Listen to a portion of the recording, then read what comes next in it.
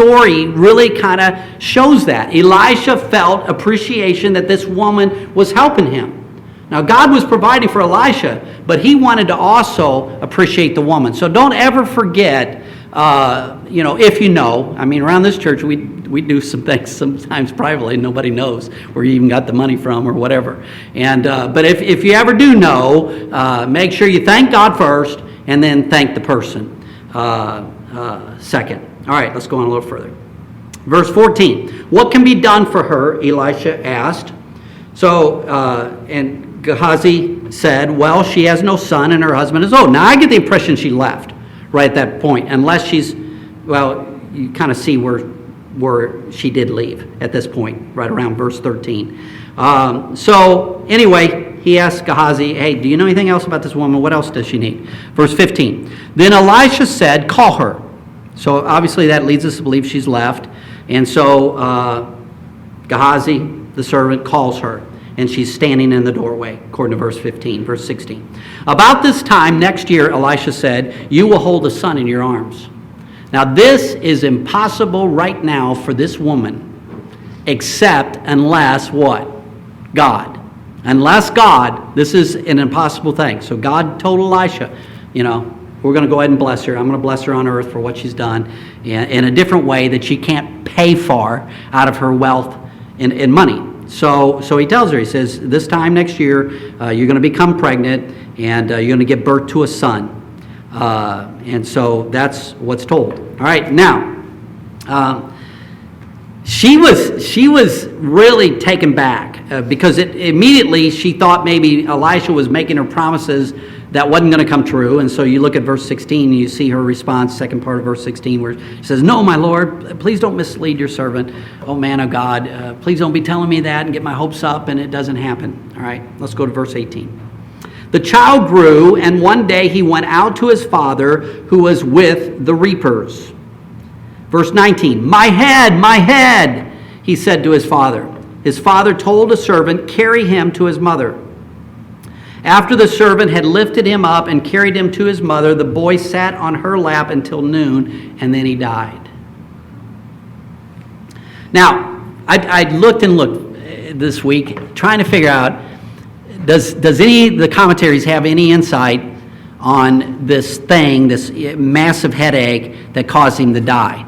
And most of the commentaries, I've got probably 30 commentaries, and I was looking through them all, and I probably 4, 5, maybe at the most. Nobody else wanted to touch it, but 4 or 5 said probably heat stroke is probably what got him. And I'm thinking that it depends on how old this kid is.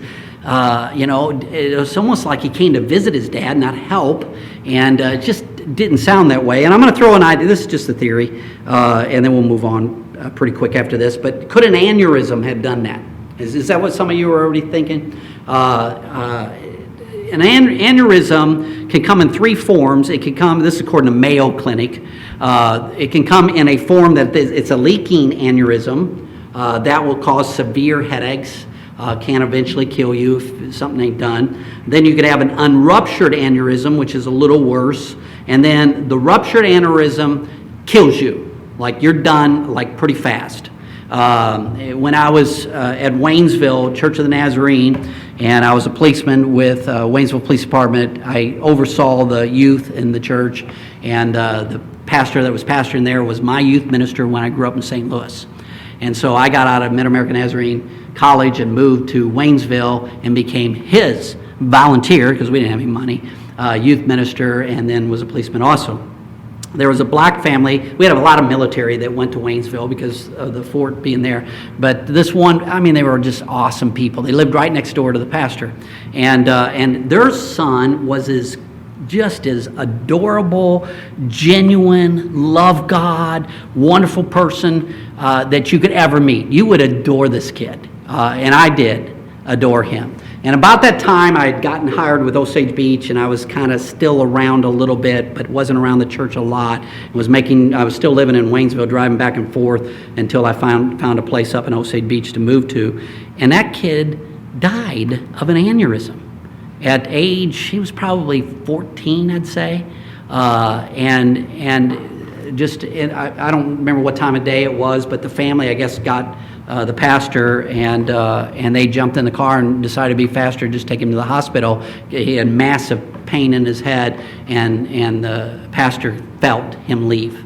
You could just feel the kid dying right, and he had him in his arms. The pastor did, and I had to go back for that funeral, and I don't remember what portion. I think they just had me talk about the kid a little bit, but I had the hardest time not being a mess when I shared the story of him. So an aneurysm, it's very possible. I think that's probably what happened to this kid. It's a theory, and we can't prove it either way. But whatever it was it a leaking aneurysm and it eventually got him, or could it have been something with the heat stroke? Who knows? But I just wanted to kind of bring that point out. I think I'll see that kid in heaven. I really do. As precious as they come, he was. Verse 21, she went up and laid this child of hers on the bed of the man of God, then shut the door and went out. Now, do you see some symbolism? Let's just ask you, do you see any symbolism in that? Why lay him there? It's almost like that's the place of God. I don't think that's a coincidence that's where she decided to put him. Maybe that was more away, so you didn't have the dead body just right in the middle of the house. I don't know, but I think there's some symbolism to that. That's why she did it. Go to verse 22. She called her husband and said, "Please send me one of the servants and a donkey so I can go to the man of God quickly and return." Now, look at the husband's comment in verse 23. Why go to him today? It's not the new moon or the Sabbath. What's her comment? It's all right. That's close to the kind of thing Lori says to me from time to time. It'll be all right. She likes that phrase.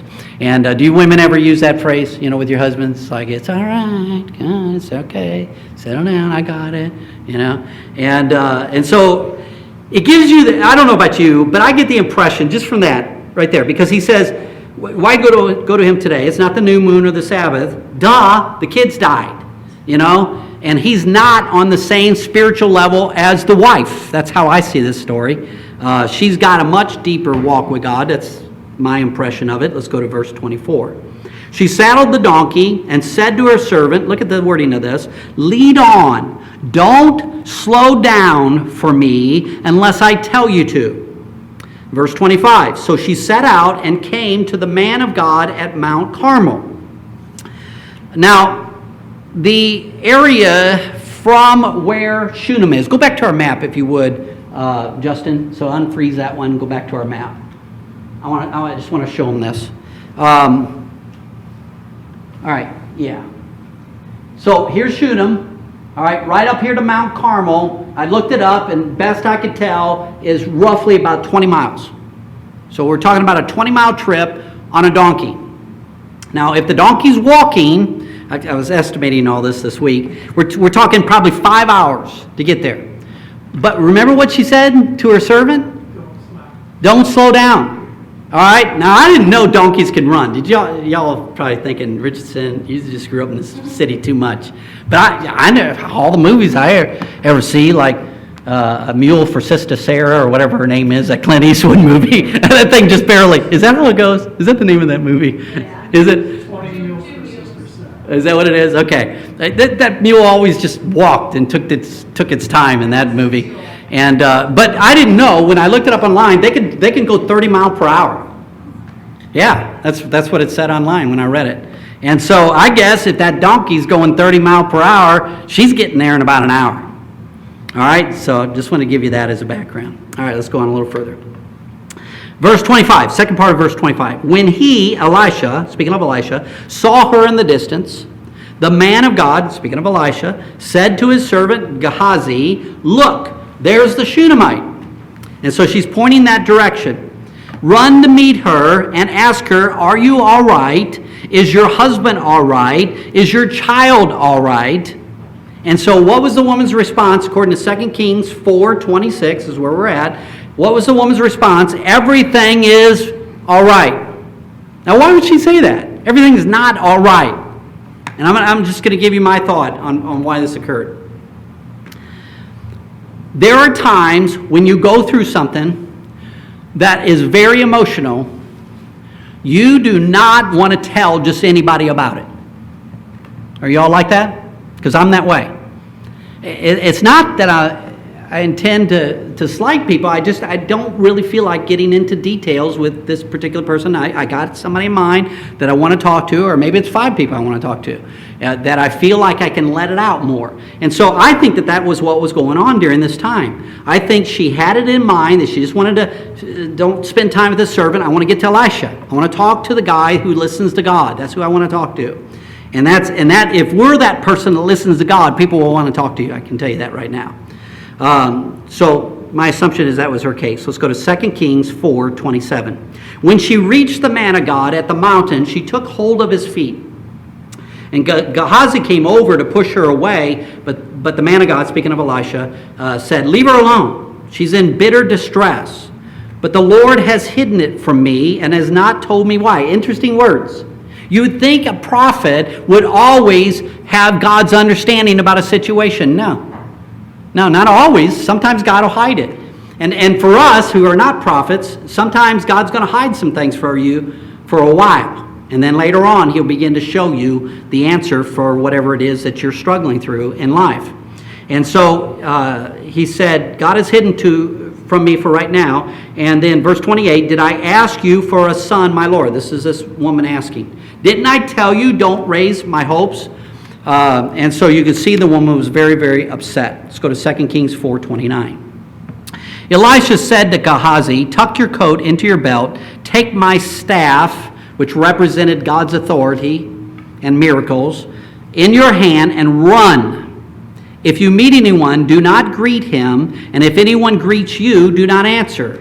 Lay my staff on the boy's face. Now, I don't know, because the Bible never clarifies it after this, did Elisha want him running 20 miles? Boy, you got to be in some pretty good shape if you're going to run 20 miles while the woman rides the 30-mile-per-hour donkey on the way back. I don't know. Did something happen where they got a donkey? I don't know. But the child's mother said, as surely as the Lord lives, this is a Shunammite woman, she's saying, as surely as the Lord lives, and as you live, I will not leave you. So he got up and he followed her.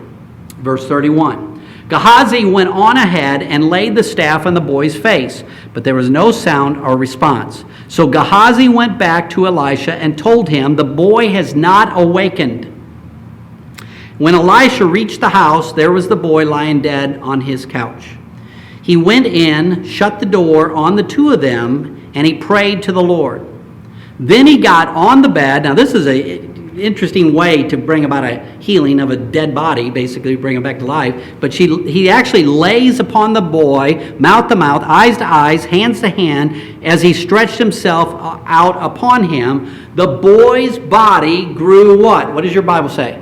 Warm. Okay? Now, verse 35. Elisha turned away and walked back and forth in the room. Okay, can you get this? So the boy's not come back to life yet. So Elisha gets up and he's wandering around. Chances are he's praying. Okay, God, what do you want to do with this situation? That kind of thing. All right.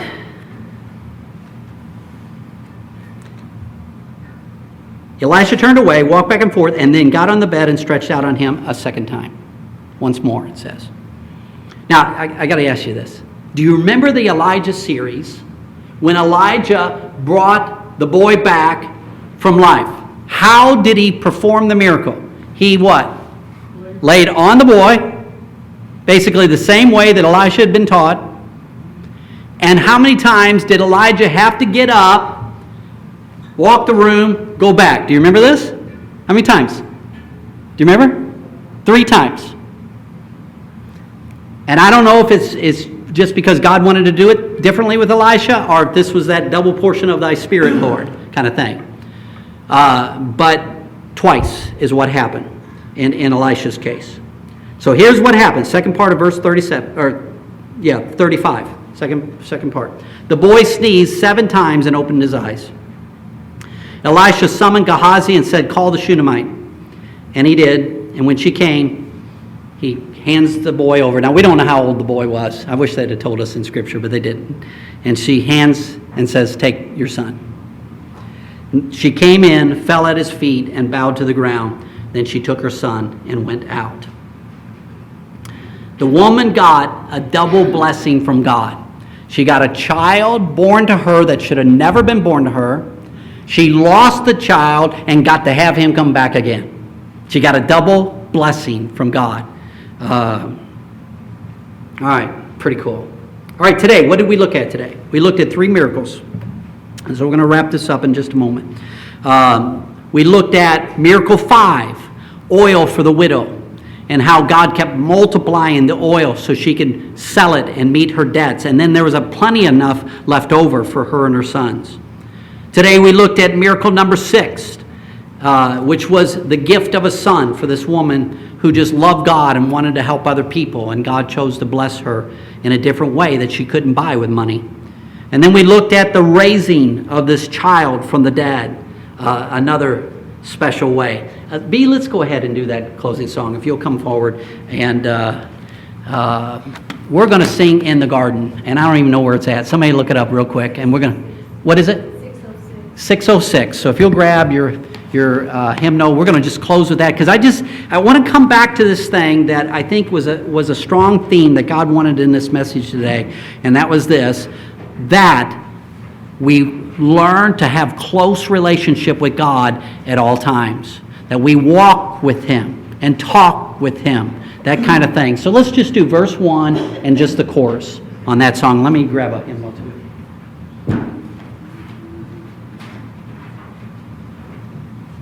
Justin, you can go ahead and kill the sermon. I'm not that great of a singer to be on that.